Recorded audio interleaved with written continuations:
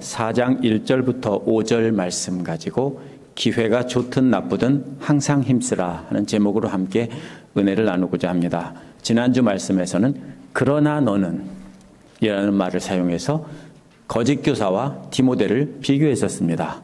거짓 교사들은 얀네와 암브레처럼 하나님의 진리를 대적하여 남을 속이고 사람들을 멸망으로 인도하는 사람들은 잘 살 것이라고 했습니다. 그러나 디모데처럼 바울을 따라다니며 말과 행동으로 배웠고 바울과 같은 목표를 보고 사는 사람들은 모두 박해를 받을 것이라고 했습니다. 얀네와 암브레처럼 능력 있는 척 남을 속이는 자들은 계속해서 악한 길을 개척해 나가지만 저들은 사실 자신들도 사탄에게 속고 있다라고 했습니다. 그러나 디모데 너는 어려서부터 배운 하나님 말씀에 털을 잡고 살아야 된다고 했습니다. 그러면 하나님 말씀을 가르치는 사람으로 능력을 받을 것이라고 했습니다. 오늘 말씀은 하나님과 예수 그리스도 앞에서 유언처럼 부탁하는 내용입니다. 그 유언의 핵심은 하나님 말씀을 선포하라는 것입니다. 그러면서 역시 그러나 너는이라는 말로 악한 자들과 디모데를 비교합니다.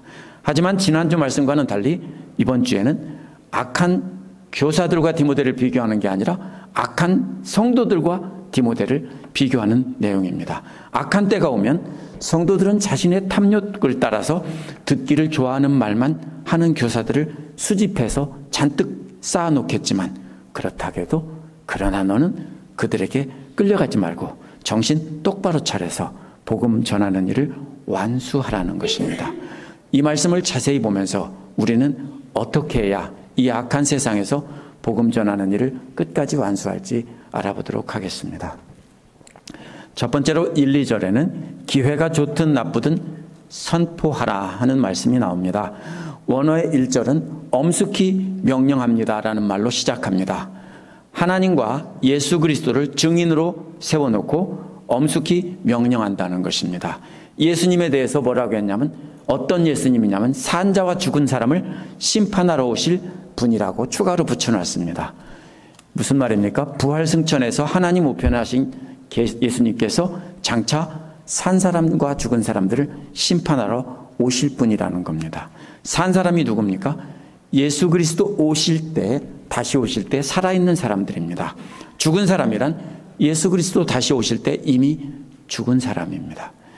주님 다시 오실 때 산 사람이건 죽은 사람이건 모두 다 주님의 심판대 앞에 서야 된다는 것입니다. 또 그의 나타나심과 그의 나라를 두고 명령한다고 했는데 주님께서 심판주로 오실 뿐 아니라 그의 나타나심을 통해서 하나님 나라가 이루어진다는 겁니다. 따라서 예수님 다시 오시면 심판하신 후에 나타나심으로 하나님 나라를 만드신다는 것입니다. 이러한 약속에 근거해서 엄숙히 명령한다는 겁니다. 만약 이러한 약속이 없다면 이런 바보 같은 짓은 할 수가 없습니다. 그래서 이러한 약속을 근거로 해서 엄숙히 명령한다는 것입니다. 무슨 뜻이냐면요. 이제 바울은 감옥에 갇혀서 죽을 시간이 가까워졌다라는 것을 느끼고 있습니다. 그래서 내가 죽을 때가 다 됐으니까 이제는 하나님과 예수 그리스도를 증인으로 두고 또 다시 오실 주님의 나라를 두고 내가 너에게 부탁하니까 잘 들어라 이 말입니다. 그 명령은 2절에 나오는 5가지 명령입니다. 첫째 명령은 그대는 말씀을 선포하십시오라는 겁니다. 말씀을 선포하라는 말이 나머지 4개의 명령 전체를 요약한 말입니다. 4개의 명령은 어떻게 선포할지를 설명한 겁니다. 선포하십시오. 어떻게? 이렇게 선포하십시오. 이런 말입니다.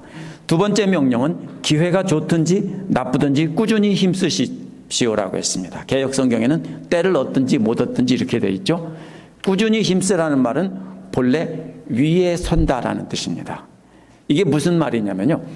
군인들을 이끌고 병사나 이런 사람들을 이끌고 대동하고 와서 조금 높은 자리에 선다라는 뜻입니다. 이게 전쟁터의 그림입니다. 전쟁터에서 부대를 이끌고 서서 그보다 조금 높은 자리에 선다라는 뜻입니다. 하지만 대장은 디모데가 아니고 예수님입니다. 디모데는 대장 대신 예수님의 명령을 받아서 전달하는 그런 역할을 하는 것입니다. 그런데 디모데가 높은 자리에 선다는 것은 자리가 높다는 뜻이 아니라 확성기가 없던 시절에 많은 사람에게 전달하기 위해서 높은 자리에 선다는 뜻입니다. 그래서 이 말은 그렇게 사람들 앞에 높은 곳에 서라는 것입니다. 그런데 기회가 좋다는 말이 무슨 말이냐면요, 좋은 시간. 근데 이 시간은 어떤 우리가 쓰는 시간이 아니라 어떤 특별한 순간, 기회 이런 걸 말하는 것입니다. 그래서 좋은 기회, 좋은 시간이라는 뜻입니다. 나쁘다는 말은 나쁜 시간, 나쁜 기회라는 뜻입니다. 계속해서 군인의 전쟁터의 그림으로 설명하고 있는데요, 명령을 받고 작전을 전달하고 수행하는 군인이라면 작전하기 좋은 시간, 좋은 때나 나쁜 시간, 나쁜 때를 가릴 수 없습니다. 무조건 해야 되는 것입니다. 군인이 싸우기 좋은 상대를 만나면 나는 나가서 싸울래. 아니면 이길 수 없을 것 같으면 안 돼, 안 싸워. 이렇게 할 수 없다는 것입니다. 그래서 어떤 상황에서든지 무조건 나가서 싸울 준비를 하라는 것입니다. 명령이 떨어지면 상황, 주변 상황, 여러 가지 여건 가리지 말고 무조건 나가서 싸우라는 뜻입니다. 마찬가지로 복음을 전하는 자도 듣는 사람들이 받아들일 준비가 되어 있든지 안 되어 있든지 상관없이 준비하는 자리에 서라는 뜻입니다. 듣는 사람들이 때를 놓치지 않고 잘 들으려고 마음의 준비가 되어 있으면 전하기 좋은 때입니다.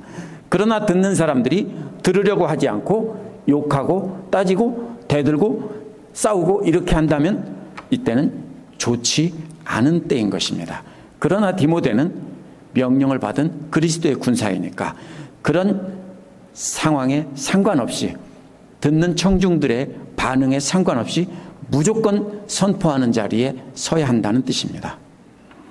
셋째 명령과 넷째 명령은 연결해서 이해해야 됩니다. 책망이란 대장 대신 예수 그리스도의 명령을 전달하는데 그 명령을 안 들을 때 말로써 잘못이라고 알려주는 것입니다.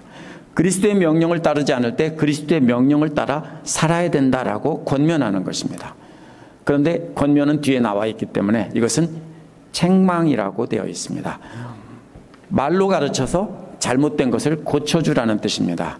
그럼에도 불구하고 듣지 않을 때 행해야 될 명령이 네 번째 명령입니다. 네 번째 명령은 경계하고입니다. 이것은 잘못을 지적하고 책망해서 듣지 않으면 벌을 내리는 것입니다. 그게 경계라는 말입니다. 그래도 안 들으면 어떻게 합니까? 다섯째 명령은 권면하십시오입니다. 말로 책망하고 듣지 않으면 벌을 내리는데 그래도 안 들으면 어떻게 합니까? 그 다음에는 쫓아내야죠. 그런데 여기에서는 친절한 태도로 다시 권면하라는 것입니다. 이거 당황스러운 명령입니다. 이런 게 어디 있어요? 말로 하고 그 다음에 벌 줘도 안 들으면 그 다음에는 당신은 나가십시오. 이래야 맞는 겁니다. 그런데 그렇게 하지 말고 다시 친절한 태도로 권면하라는 것입니다. 이 사이클이 무한 반복되는 겁니다. 그런데 끝까지 참고 가르치면서라는 말은 어떻게 준비하고 서서 책망하고 벌을 주고 권면할지를 말한 것입니다. 그렇게 가르치는 자리에 서서 책망하고 벌을 주고 권면해도 듣지 않으면 보통 두 가지를 할 수 있습니다. 어떻게 합니까? 하나는 듣지 않는 사람을 빼버리는 방법이 있습니다. 또 하나는 듣기 싫어하는 말씀을 빼버리는 방법이 있습니다. 그렇죠?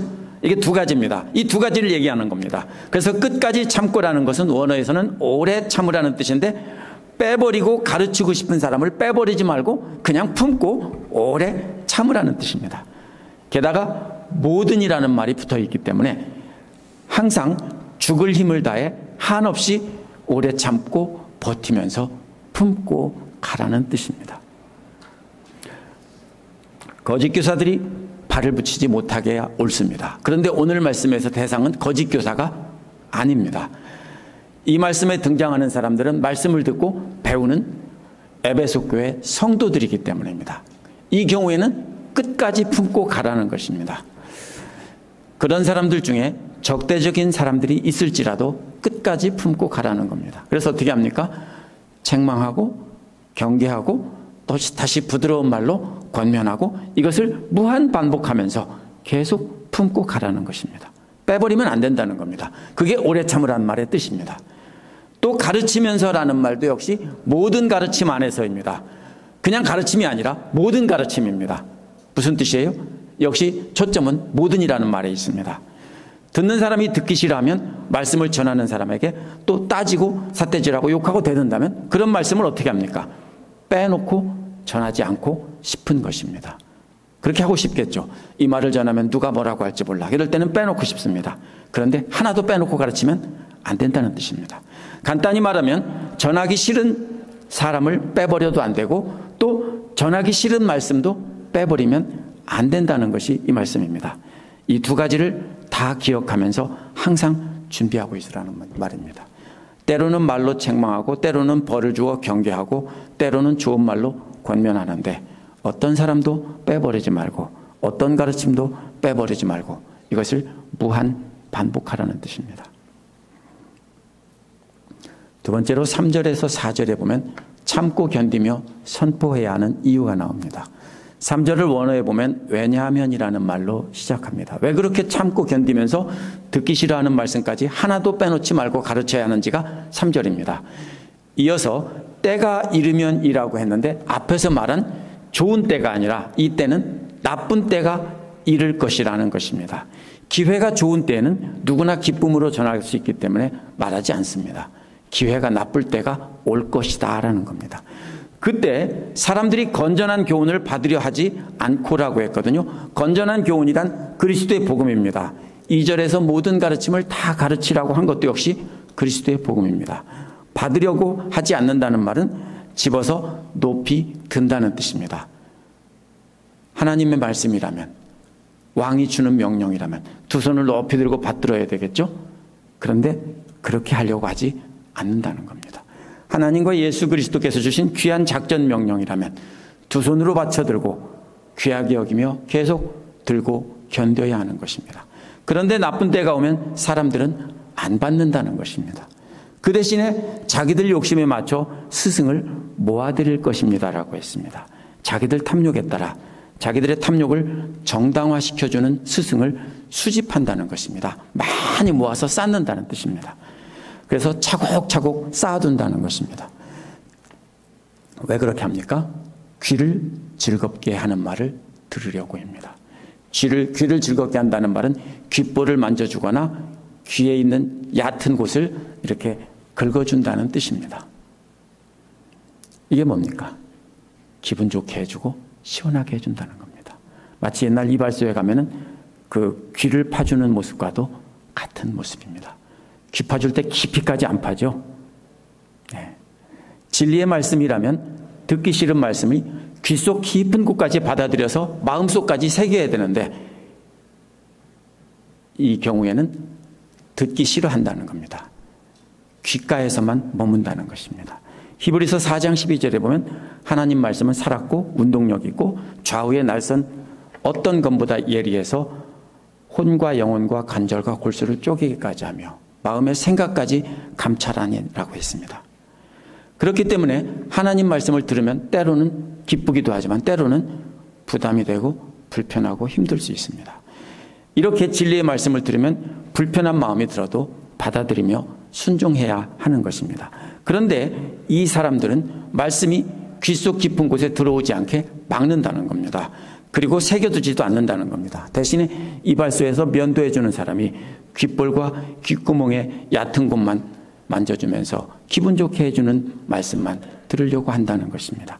그래서 그런 사람들만, 교사들만 모아서 차곡차곡 쌓아둔다는 뜻입니다. 그때가 악한 때, 마지막 때다 이런 뜻입니다. 이는 사람들이 좋아할 만한 축복의 말씀만 골라서 전하는 사람을 찾아서 골라서 듣는다는 뜻입니다. 감동적인 이야기와 신기한 해석으로 지적인 호기심을 만족시켜주는 교사들을 찾는다는 것입니다. 이러한 경향은 오늘날도 마찬가지입니다. 바울이 말한 대로 진리의 말씀을 모두 다 오래 참음으로 전하면 대부분 듣기 싫다고 돌아섭니다. 그러나 반대로 사람들이 좋아할 만한 말씀만 골라 전하면, 사람들의 탐욕을 축복이라고 인정해주면 그 육신의 탐욕을 따라 사는 사람들은 그런 설교자들에게, 교사들에게 몰려든다는 것입니다. 교회 성장학자들이 연구해 보니까 성장하는 교회들은 부정적인 말씀은 없고 긍정적인 격려하는 말씀만 전하는 목회자 있는 교회가 성장한다, 이것을 밝혀냈습니다. 그러니까 부정적인 말씀을 전하지 말라고 합니다. 특히 맥가브란과 로버트 슐러 박사가 주장한 교회 성장학이 한국에 들어오면서 번영신학으로 자리를 잡았습니다. 그래서 인간 중심의 번영과 성공에 대해서 설교하는 것이 옳다라고 믿는 목회자들이 많아졌습니다. 이러한 설교의 문제점이 뭐냐면요, 하나님과의 관계를 바로 세우는데 중점이 있지 않고 이 땅에서 물질적인 풍요와 삶의 풍요를 누리는 데만 초점을 맞추기 때문입니다. 이 두 가지가 다 있어야 되는데 하나님과의 관계에서 하나님의 영광은 상관하지 않고 자신들의 삶에만 초점을 맞추는 것이 문제라는 것입니다. 오늘날 언론에 오르내리는 일부 목회자들의 문제는 사실 그런 목회자들이 단독적으로 만들어낸 것이 아닙니다. 함께 박수치고 몰려드는 탐욕스러운 그리스도인들이 함께 만들어낸 공동작품입니다. 그런 세속적인 그리스도인들이 자신들이 좋아하는 말만 전하는 사람에게 몰려들어서 힘을 실어주었기 때문입니다. 지금 이때가 바울이 말한 바로 기회가 나쁜 때입니다. 오늘날 다수의 그리스도인들이 자신들의 입말에 맞춰서 설교자를 수집한다는 것입니다. 인터넷에서 자신들의 귀를 즐겁게 해주는 설교자들만 수집해서 산처럼 쌓아놓고 골라 들으면서 진정한 하나님의 말씀은 안 들으려고 한다는 것입니다. 4절에서 이러한 태도를 요약해서 대조해서 말하고 있습니다.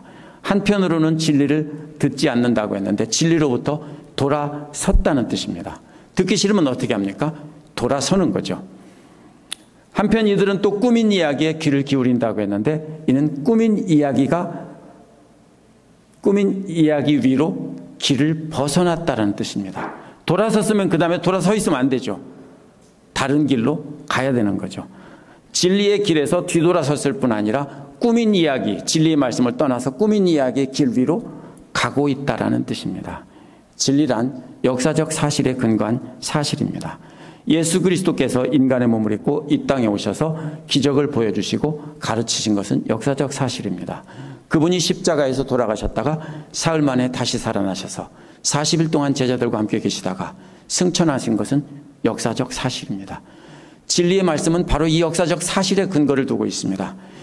이러한 예수 그리스도의 진리의 말씀은 역사적 사실이라는 겁니다. 그런데 거짓 교사들이 꾸며내던 가르침은 예수님의 가르침과 기적 이야기보다는 훨씬 신비롭고 놀라운 얘기, 매력적인 이야기로 가득합니다. 제가 한번 소개해 볼까요? 구약 외경 중에 유딧기라는 책이 있습니다. 외경은 캐톨릭에서는 인정하는데요, 그것을 정경으로 인정하지 않는 좀 그런 내용들입니다. 후대에 예수님 오기 직전에 신구약 중간기에 기록된 것이 대부분입니다. 근데 아시리아 군대에게 포위당한 요셉 베툴리아를 구해내는 여주인공의 이야기입니다. 애국심이 강한 데다가 매력적이고 아름다운 미녀입니다.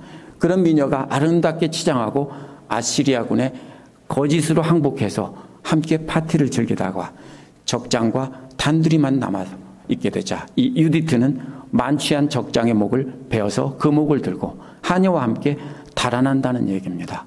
적장을 유혹해서 목을 베었다는 그 이야기입니다. 그래서 나라를 구했다는 것입니다. 이 구약 외경에는 이와 같이 극적이고 감동적인 이야기가 많습니다. 왜 그러냐면은 목적을 두고 사람들이 꾸며 썼기 때문입니다. 이러한 신비로운 이야기들은 대부분 어떻게 끝나냐면요, 율법을 잘 지킨 사람들은 땅에서 복을 받고 모든 것이 영화의 해피엔딩처럼 잘 된다라는 것입니다. 오늘날도 이와 같은 비슷한 신비한 이야기들을 많이 전합니다. 그 중에 하나가 이런 게 있습니다. 독수리의 환골탈태 이야기입니다. 독수리가 40살이 되면 가슴 안쪽으로 부리가 휘어져서 목을 파고 들어가서 죽는다는 것입니다. 발톱도 계속 구부러들어서 파고 들어가서 먹이를 잡을 수 없다는 겁니다. 그때 독수리는 벼랑 끝에 둥지에서 바위벽에다가 부리를 쪼아 다 깨뜨리고 발톱을 다 부서뜨리면은, 그러면은 거기서 가만히 있으면 다시 자라면 그 다음에 30년을 산다. 안 그러면 죽는다는 얘기입니다. 거짓말입니다. 이게 어디서 나온 얘기냐면요, 우화경영이라는 책에서 우화로 이렇게 재밌는 이야기로 쓴 것인데, 그것이 과학적인 사실처럼 바뀌어서 수많은 강연이나 설교 시간에 들려진 것입니다. 그런데 이와 같은 환상적인 이야기들을 가지고서 감동을 주고, 굉장히 감동을 주는 이야기, 선교지에서 막 어떤 일이 있었다고 이렇게 눈물 나는 이야기, 이런 것들도요, 어떤 경우에는 카톡에서 날라오는 얘기들이 확인해 보면 거짓말인 경우가 많습니다. 왜? 사람들은 자꾸 이런 뭐를 찾아요? 자극적이고 감동을 자꾸 주려고 그런 것을 합니다. 카톡에서 퍼나를 때 조심하시기 바랍니다. 왜냐하면 확인해야 됩니다. 이러한 것들이 바로 뭡니까? 이러한 가르침들이 귓볼을 만져주고 면봉으로 귓구멍 얕은 것을 긁어주면서 이렇게 그것이 마치 옳은 교훈이고 기쁨을 주고 이렇게 하는 것이 잘못된 것입니다. 그러면 5절은 너의 섬김을 완성하라는 말입니다. 5절은 그러나 너는 이라는 말로 앞의 사람과 비교합니다. 3장 10절과 14절에서는 모두 거짓 교사들과 바울을 따라다니면서 배우고 익히던 디모데를 비교했습니다. 그런데 이번에는 거짓 교사가 아니라 거짓 교사들을 수집해서 모으며 자신들이 원하는 말씀만 들으려고 하는 사람과 디모데를 비교한 겁니다. 수많은 사람들이 다 디모데를 등지고 싫어하는 때가 온다는 것입니다. 사람들이 다 그렇게 할지라도 너는 다음과 같이 하라는 것입니다. 5절이 4개의 명령으로 되어 있습니다. 그 중에 첫째 명령은 모든 일에 정신을 차려서입니다. 정신 차리라는 말은 원래 술 취하지 말라는 것입니다. 맑은 정신으로 깨어 있으라는 겁니다. 그런데 실제로 술을 마시지 않거든요. 그럼 이게 무슨 뜻입니까? 비유입니다. 무엇에 취하지 말라는 겁니까? 대부분 성도들이 자신의 귀를 잘 긁어주고 쾌감을 주고 시원하게 하는 사람에게 취하는 것입니다. 많은 사람들이 자신이 가르친 것에 열광하며 박수를 치면 그 박수 소리에 취하는 것입니다. 처음에는 정말 신실하고 존경만한 교회 지도자들이 유명해지고 교회가 커지면 취해서 비틀거리는 사람들이 아주 일부 있습니다. 정말로 훌륭한 분들인데 안타깝습니다. 왜 그런 줄 아세요? 많은 사람들이 최고라고 박수 쳐주고 따르자 박수에 취한 것입니다. 뿐만 아니라 많은 사람들이 우리 목사님이 최고라고 사랑하고 존경한다고 친밀하게 다가오니까 그러한 사랑의 감정에 취한 것입니다. 바울은 디모데에게 유언처럼 당부하는 중에서 첫 번째가 뭐냐면요, 박수갈채나 친밀한 사랑의 감정에 취해서 잘못된 길로, 사람들이 원하는 길로 끌려가지 말라는 것입니다. 교회 지도자는 이러한 존경과 사랑에 취해서 넘어지기 쉽기 때문입니다.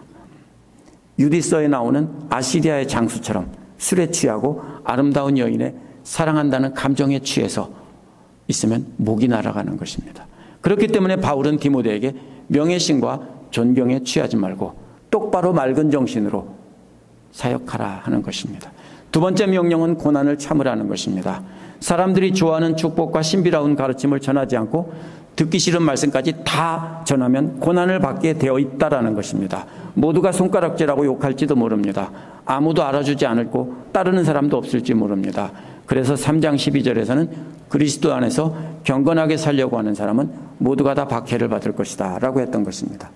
그렇기 때문에 듣기 싫어하고 모두가 등을 돌려도 그 고난을 참고 전하라는 것입니다. 셋째 명령은 전도자의 일을 하며입니다. 어떤 사람들은 이 전도자가 목회자나 선교사를 가리킨다고 생각하지만 사도행전 21장 8절에 보면 빌립 집사에게 전도자라고 똑같은 말을 붙였습니다. 그렇다면 그럴 수 없습니다. 전도자란 예수 그리스도의 복음을 전파하는 모든 사람들을 평신도든 목회자든 다 부르는 말입니다. 고난을 참고 견디면서 사람들이 듣든지 안 듣든지 복음을 전하는 전도자의 삶을 살라는 것입니다. 마지막 명령은 그대의 직무를 완수하라는 것입니다. 근데 이 직무라는 말이 바로 영어의 디콘이라는 말과 같은 말입니다. 섬김이라는 뜻입니다. 식탁 옆에서 심부름하고 섬김을 하라는 것입니다. 이 섬김은 모두가 자신을 배반할 제자들을 사랑하신 예수님처럼 끝까지 사랑하며 섬기라는 것입니다.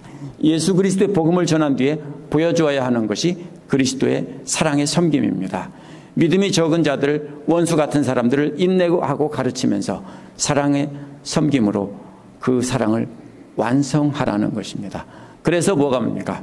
가르친 다음에 해야 되는 일은 사랑으로 완성하는 것입니다.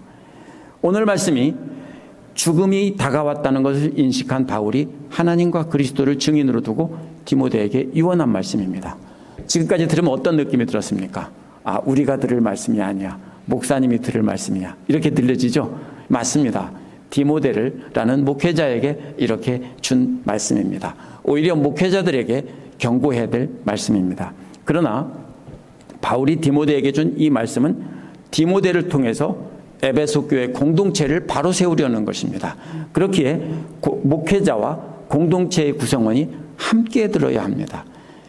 만약에 부부에 관한 권고를 한다면 남편이나 아내만 들으면 안 됩니다. 함께 들어야 서로를 이해하면서 함께 사랑하며 살 수 있는 겁니다. 마찬가지로 교회에 대한 권고도 목회자만 듣는 것이 아니라 함께 들으면서 서로가 함께 그렇게 할 수 있도록 붙잡아주고 기도해주고 해야 되는 것입니다. 우리 모두가 함께 받아서 기억해야 될 명령은 말씀을 선포하라는 것입니다. 전하라는 겁니다. 바울의 명령이 아니라 예수 그리스도의 지상 명령을 근거로 한 말씀입니다. 목회자나 평신도나 구별 없이 모든 족속으로 제자 삼아서 가르쳐 지키게 하라고 하셨기 때문에 우리는 모두 다 선포해야 됩니다. 어떻게 선포합니까? 좋은 때나 나쁜 때나 항상 하라고 그랬죠. 나에게 친절하고 나와 편안한 사람들에게는 나하고 같이 놀자 하고 그들에게는 전하고, 가르치면서 전한다면 좋은 때만 골라서 전하는 것입니다. 3장 10절에서 말한 대로 우리를 원수 삼는 사람들에게도 믿음과 오래 참음과 사랑과 인내로 전해야 되는 것입니다. 듣지 않을 때 책망하고 경계하고 권면하기를 무한 반복해야 되는 겁니다. 저 혼자 하는 것이 아니라 우리 성도님들 모두가 다 그렇게 해야 됩니다. 예나 지금이나 바른 소리 듣고 싶어하는 사람 한 명도 없습니다. 저도 듣기 싫습니다. 사실은 불편합니다. 그렇게 책망하고 권고할 때 절대로 자신의 생각을 말하면 안 됩니다. 자신의 생각을 말하면 원수가 되고 싸우죠. 자신이 깨닫고 삶으로 살아서 익힌 성경 말씀을 가지고 권면해야 되는 겁니다. 내 말이 아니라 성경 말씀이야 하면서 권면을 해야 됩니다. 그런데 우리는 성경 말씀은 안전하고 자꾸 자기의 생각으로 너 그러면 안 돼, 이러면 안 돼, 자꾸 충고를 하고 싶어 하죠. 절대로 그러면 안 됩니다. 그러면 싸움만 되는 것입니다. 그냥 잘 믿으면 몇 배로 축복받는다고, 내가 믿었는데 기도했는데 다 응답돼서 내가 이렇게 잘 됐다고 이렇게 하면 안 됩니다. 물론 그럴 수도 있지만, 처음에 그럴 수도 있지만 교회 나오고 함께 신앙생활 한다면 우리는 진심으로 진리의 말씀을 권면해야 됩니다. 오늘 말씀은 먼저 제게 주는 말씀입니다. 어떤 경우에도 참고 견디면서 그리스도의 진리의 말씀을 주님 오시는 날까지 전할 것입니다. 그러나 오늘 말씀을 통해서 성도님들은 말씀을 듣는 태도를 점검해 봐야 합니다.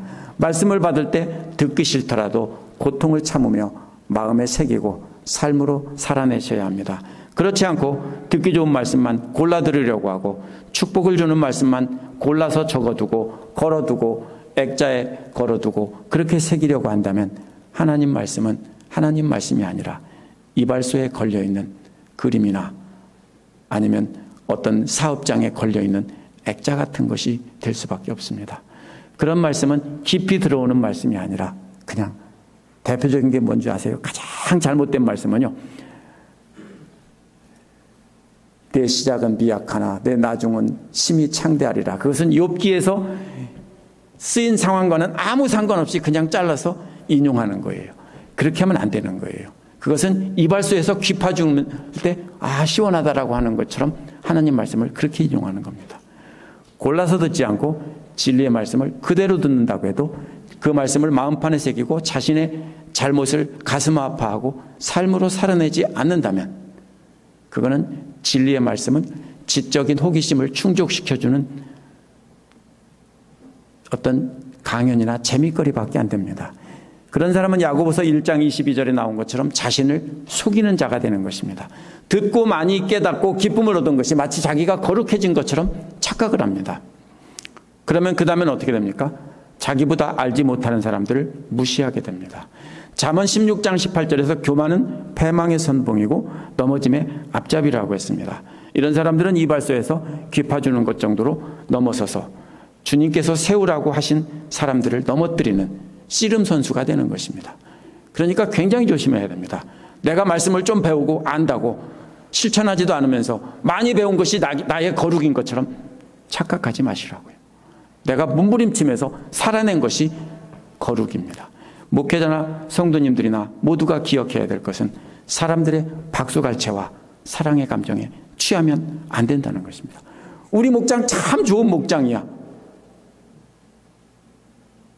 대부분 옳지 않아요. 그런 거 없어요.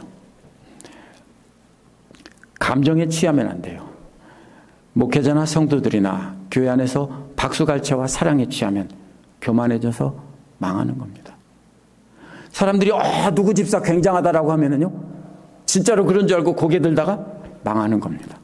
우리 모두가 해야 될 일은 원수 같은 사람을 참아주며 사랑하며 복음을 전하고 빌립 집사처럼 복음 전도자 역할을 감당해야 하는 것입니다. 그것이 바로 사랑의 섬김으로 완성이 되는 것입니다. 이러한 것을 기회가 좋든 나쁘든 우리는 항상 하라는 것이 오늘 말씀입니다. 기도하겠습니다.